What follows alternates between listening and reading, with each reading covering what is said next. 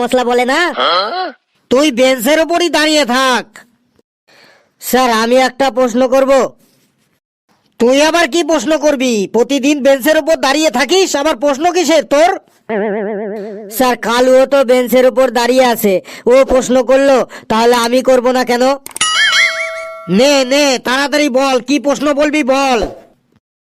Sir বলেন তো, কি খেলে পেট ভরে না?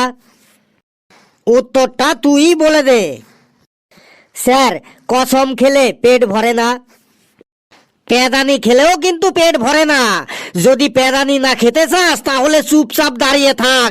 আমি কিন্তু আজকে প্রেসারের ট্যাবলেটটা খেয়ে আসিনি, আমাকে আর রাগাস না কিন্তু।